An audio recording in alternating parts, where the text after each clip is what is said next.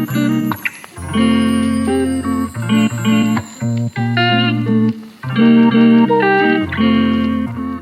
everyone, and welcome back to Linger Longer with Books. My name's Catherine, and in this week's video I'm taking you to Frome in Somerset in England for a bookish weekend.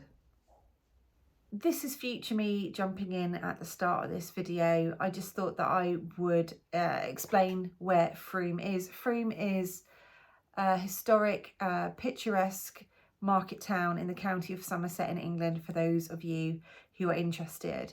But for right now, I'm going to let the footage of my trip over the last few days speak for itself, and with a little help of me narrating and guiding you through the footage.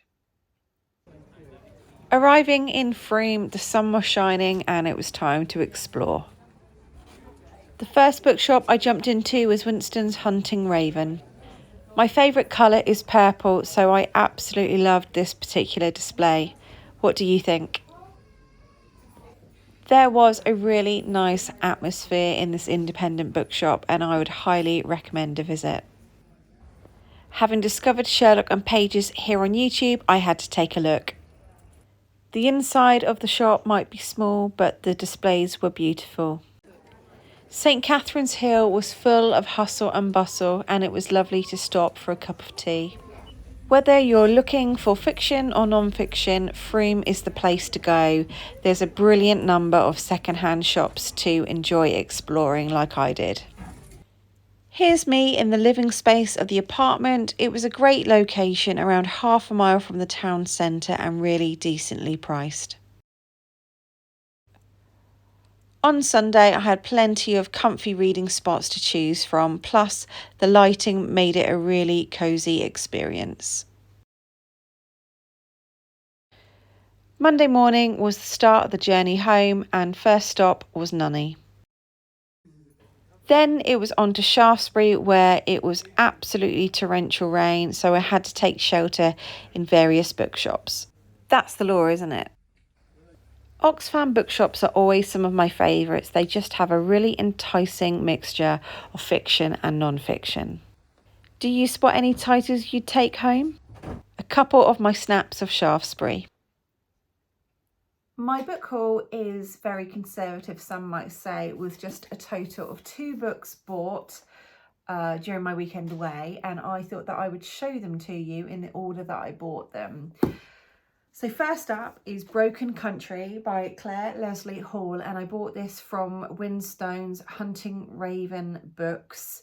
It's one of the, I think, the first bookshop that I went into to have an explore around. It's on a beautiful side street. It's cobbled. It has a little waterway running through the street. So it was just really charming. You're sort of surrounded by really old buildings, and that was lovely. It was like stepping into the past. It had all that kind of oldie worldy charm, so that was lovely.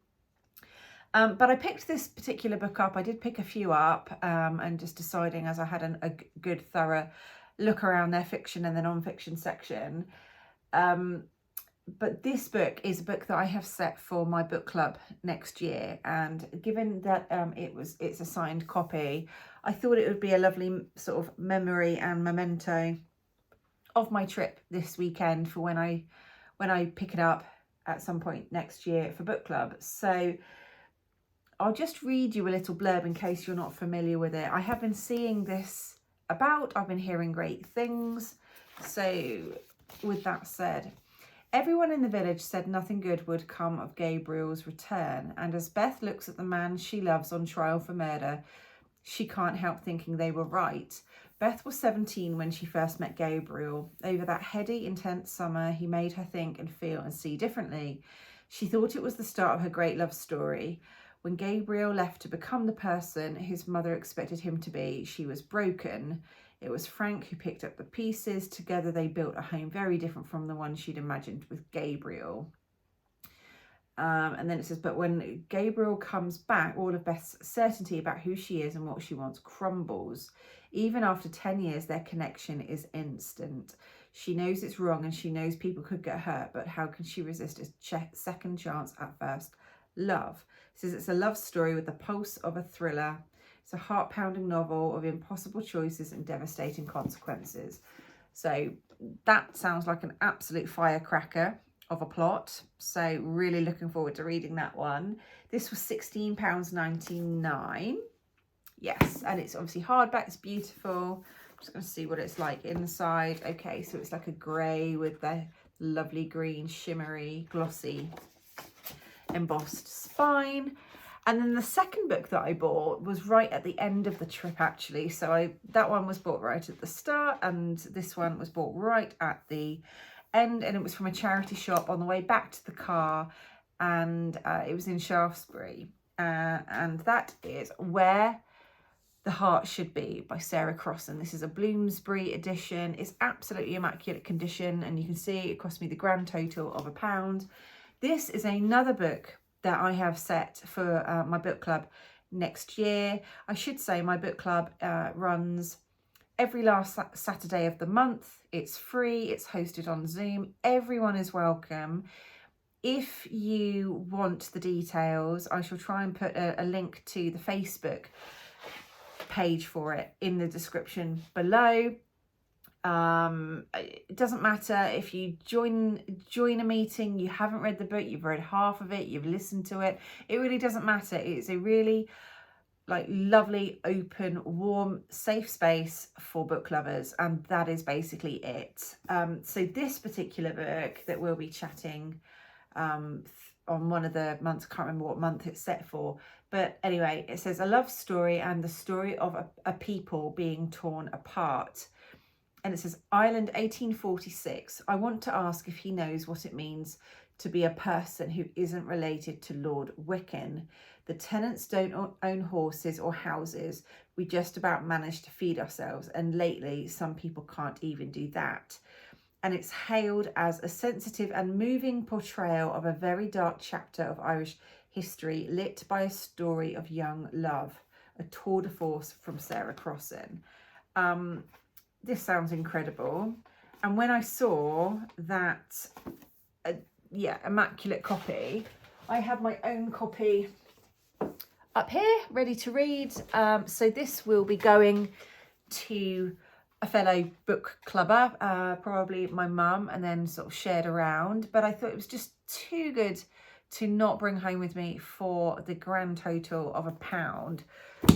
So yeah, 2 books for under £20 essentially from my trip. But you can see from the clips that I've shared, the bookshops that I went in, the independent bookshops, the charity shops were all just beautiful and really drew me in. And I really hope that I can return to those locations in time to come. I absolutely would love to explore them again, but who knows when. But yeah, I'm really glad that I have ticked Frome off my bookish bucket list in terms of destinations, and I've also been to Shaftesbury now as well. If you are interested, I would absolutely recommend visiting those locations, whether you are from the UK or further afield.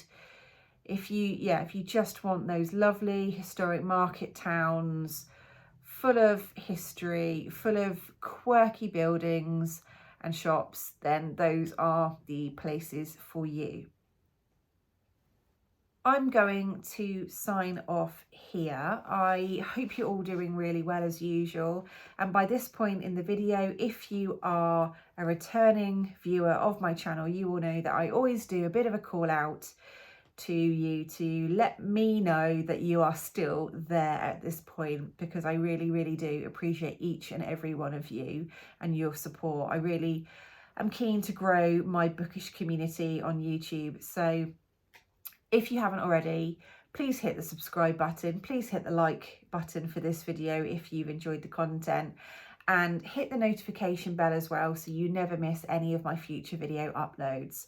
But going back to my regular call out at this point in the video, I ask everyone to leave an emoji in the chat, in the comments, for an emoji related or connected to the topic or the theme of the video. And I think in honour of me driving to Somerset and then Dorset and then home to Hampshire, leave me a blue car emoji because I have a blue car. So that would be, I think, really fitting.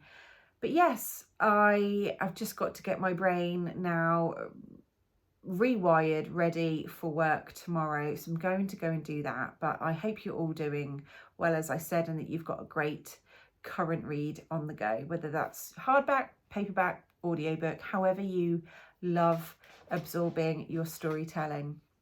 What am I reading at the moment? I'm reading Heads Will Roll by Josh Winning. That's an entire different category to those two that I've just chatted about.